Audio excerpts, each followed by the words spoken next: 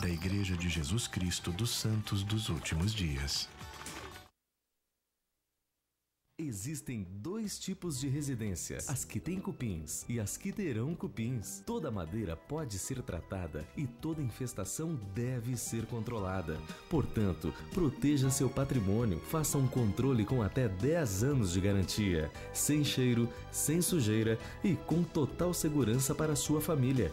Ligue agora, 3026 5060. Zap Cupim, a solução definitiva contra os cupins.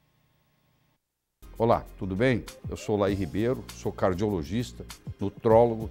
Estou aqui para conversar com você sobre a sua saúde. Eu tenho 85 DVDs nessa área. Vou lhe apresentar alguns. Eu tenho aqui Envelhecer Sem Ficar Velho, Modulação Masculina, Modulação Feminina, Melhore o seu cérebro, melhore sua vida e mude sua alimentação, mude sua vida. Conhecimento é poder. Você aprende, você vê a diferença que faz, você analisa. E quando você for conversar com o seu médico, você vai saber dizer o que você quer. Porque hoje, suplementação faz parte da sua vida. É difícil você ter completa saúde sem fazer suplementação. O solo está contaminado, a água está contaminada, o ar está contaminado. Não tem jeito de você viver só da alimentação. Você tem que aprender a suplementar. Aqui está a linha para você. Tá bom? Boa sorte.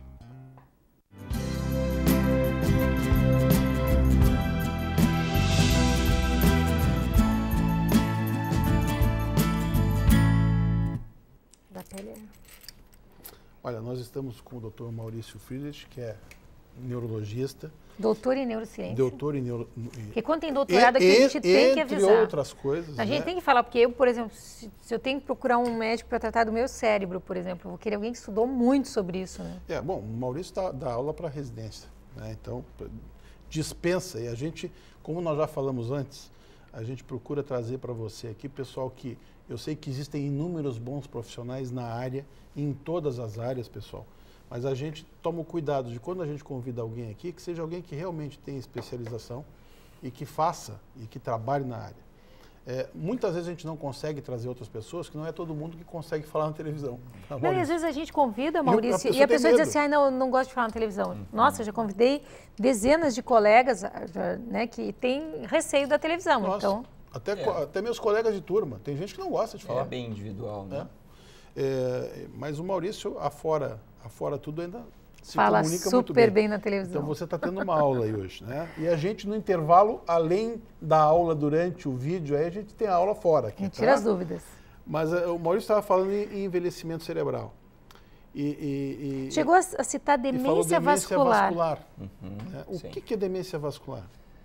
Bom, esse é um conceito importante. A demência vascular é um tipo de perda intelectual, perda cognitiva, a saber, nas várias áreas intelectuais, né? Linguagem, memória, capacidades visoespaciais, funções executivas do lobo frontal, planejamento, intenção social, enfim, todas as funções cognitivas, né?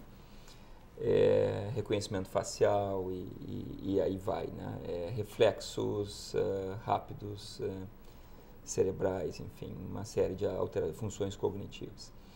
A demência vascular é a perda das capacidades cognitivas causada por dano circulatório cerebral, ou seja, microinfartos, às vezes infartos maiores, mas em geral microinfartos, pequenas áreas de obstrução de pequenas artérias no cérebro, que muitas vezes são silenciosas. Então o mais perigoso é de que isso é uma doença silenciosa, o indivíduo está vendo que parece que está envelhecendo rapidamente, e o que está acontecendo é que o cérebro está realmente se tornando isquêmico, ou seja, o cérebro tem acontecido microisquemias, alterações circulatórias pequenas, que se nós colocarmos todas essas alterações juntas, elas realmente estão transtornando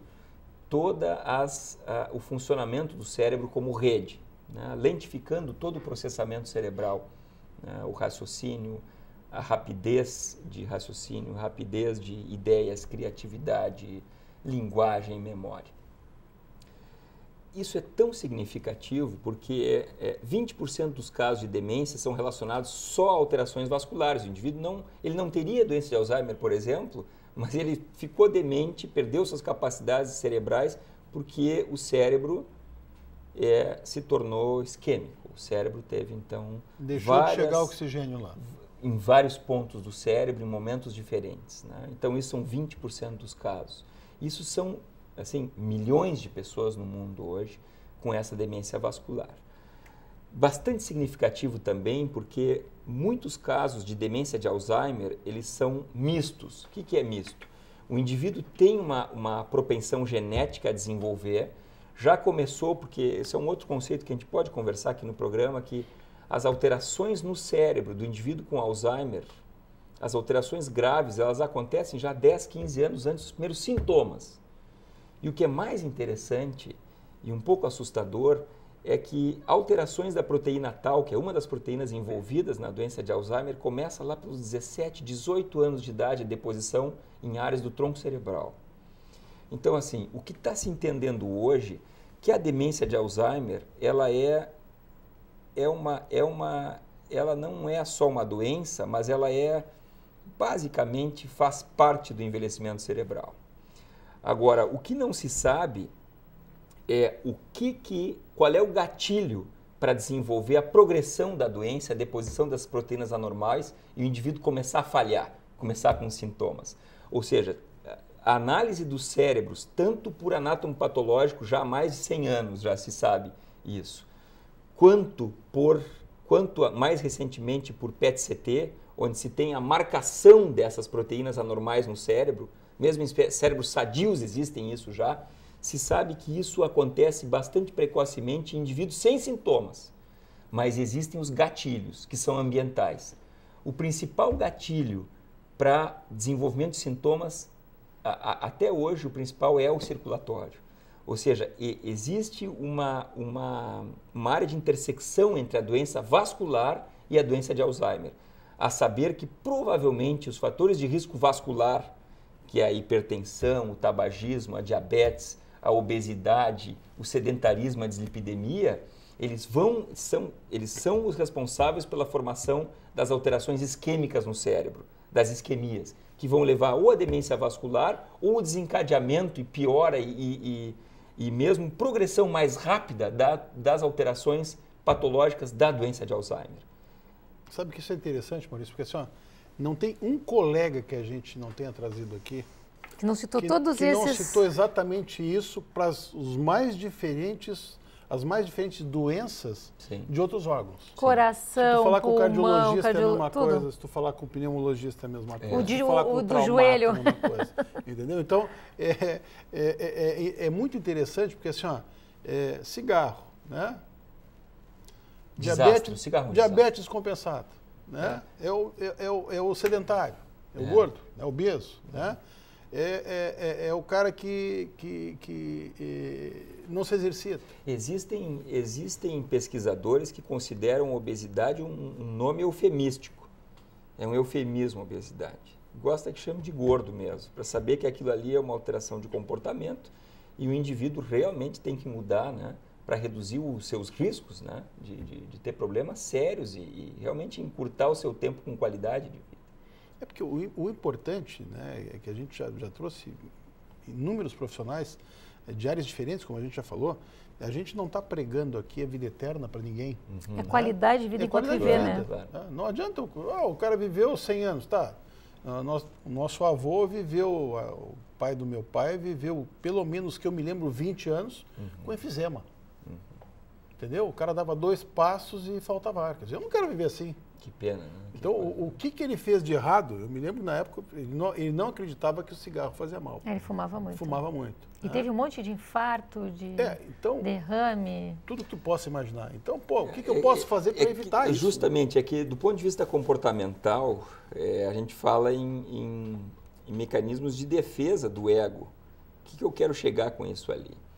Não acreditar que o cigarro faz mal com tanta evidência é uma negação da realidade, né? Uma sublimação da realidade. Então o indivíduo sabe a realidade, ele sabe que fumar pode ser ansiogênico do ponto de vista de saber que pode estar provocando um problema, mas ele nega aquilo. Ele acha Comigo não vai acontecer. Aquilo racionaliza. Não, na verdade não é bem assim, né? Então ele usa mecanismos de defesa para justificar aquilo que realmente está fazendo mal para ele, né? E isso, do ponto de vista comportamental... E o cigarro é uma coisa tão séria que as pessoas, por exemplo, eu tenho uma paciente agora que ganhou bebê, ela dizia para a família que o médico tinha permitido ela fumar alguns cigarros por dia. Assim. Eu duvido que algum médico permita uma mulher grávida de fumar. E a criança, claro, nasceu com um pouquinho de problema, mas o cigarro faz muito mal, né? Ninguém ia permitir fumar durante a gravidez, né? É que, às vezes, a gente lança a mão desse subterfúgio de fumar alguns cigarros porque sabe que isso é melhor do que fumar um maço ou dois. Então, assim, se sabe que fumar poucos cigarros é um risco muito, muito menor do que o fumante. O cara fumar 20, 30, né? Então, mas fumou um já faz mal. Né? Mas, assim, recomendar que se fume, é claro que... Com certeza a paciente criou essa para a família deixar fumar, né? Isso que eu acredito, né? Com certeza. A gente tu já mais ou menos falou em alguma coisa de prevenção, né? Que a gente está falando em prevenir envelhecimento mas quando a gente cerebral. prometeu que a receita agora seria essa... Para quem quer prevenir realmente, quer dizer, eu quero envelhecer, mas eu quero continuar fazendo o meu esporte. A gente que gosta disso sabe o quanto é importante, né? Trabalhando um pouco. Trabalhando. Que é gostoso trabalhar. Eu adoro trabalhar, né? Conseguindo conversar, que é importante, né? Tipo, é triste tu ficar ali sentado. Eu vejo alguns velhinhos que vão, muitas vezes, em festa de família e tal, que tu vê que o cara ele fica escanteadinho ali, né? Pois já que tu tocou nesse assunto, em verdade, essa questão de falta de iniciativa social pode ser um sintoma de depressão ou mesmo de uma doença vascular cerebral ou mesmo de uma doença de Alzheimer inicial. O indivíduo que perde a sua iniciativa social, eu não estou falando daquele indivíduo tímido desde a sua adolescência, que é quieto, não gosta muito de relacionamento social, mas o indivíduo o indivíduo que mudou seu comportamento, então assim, a mudança de comportamento também é bem significativa.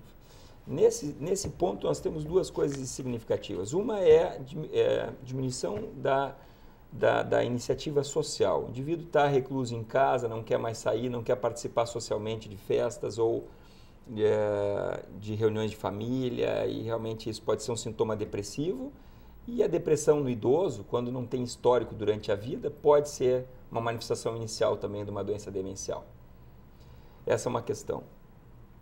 A segunda questão é que quando ele muda os seus hábitos, todos nós temos N hábitos, alguns saudáveis, outros quanto cigarro não saudáveis. Quando o indivíduo, por exemplo, tem os seus hábitos de levantar cedo, pegar o seu jornal, assistir o seu noticiário, conversar com os amigos, ele muda esse perfil de comportamento, isso pode estar associado a alguma alteração cerebral. De novo, assim, após os 60, 65 anos de idade, é bastante prudente que esse indivíduo procure um médico para poder realmente ser examinado, e esse médico muitas vezes vai lançar mão de exames de imagem para saber a quanto anda aquele cérebro. Do ponto de vista de prevenção, como vocês estavam conversando, tu tocasse, Miguel, no assunto fundamental. A atividade física é o mais poderoso agente preventivo para a doença cerebral que existe.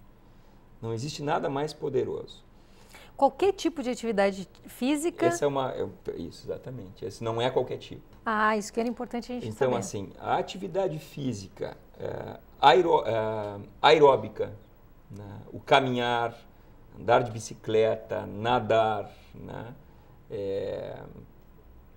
Então, atividades físicas que realmente aumentem a frequência cardíaca, que levem ao aumento de frequência cardíaca, numa taxa de frequência cardíaca média máxima para aquele indivíduo, desde que aquele indivíduo tenha feito um teste ergométrico, né, com o seu cardiologista e ele aguente essa atividade física, né?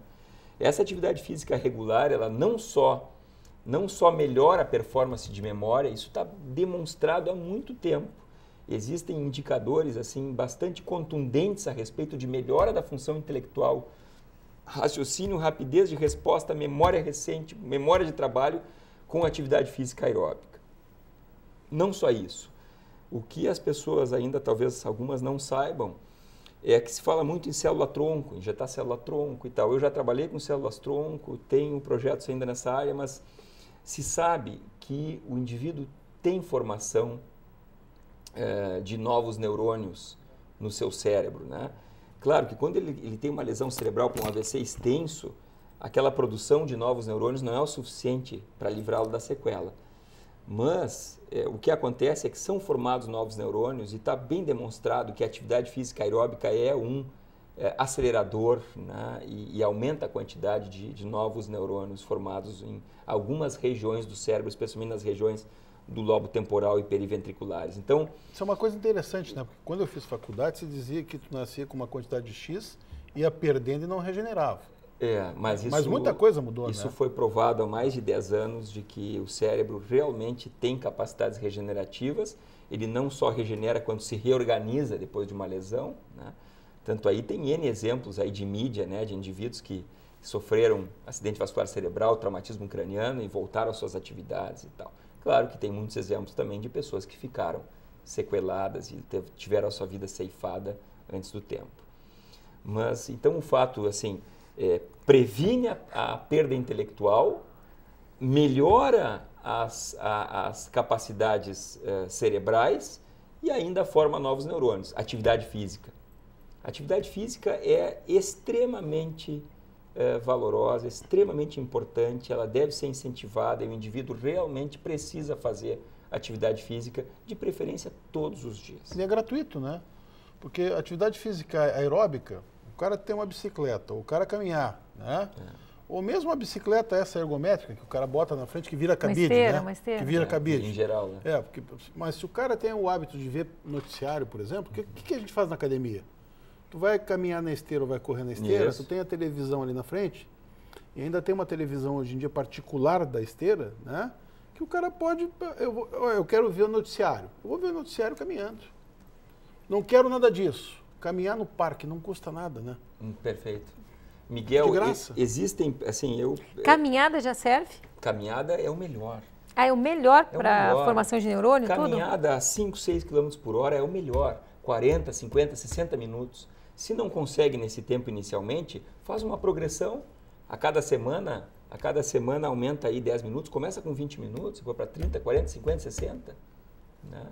Então, a formação de beta-endorfinas, depois eu vou fazer com que o indivíduo queira caminhar, mas isso vai demorar 1 mês, 2, né? Então, o cara não consegue ficar sem, né? Não consegue ficar sem depois, né? Então, isso é bem significativo. É bastante importante. Alimentar. Previne alguma coisa? Não previne? Sim, é assim, ó, a questão do açúcar é fundamental, dos carboidratos, né? Nunca o açúcar foi tão taxado quanto tóxico ao cérebro.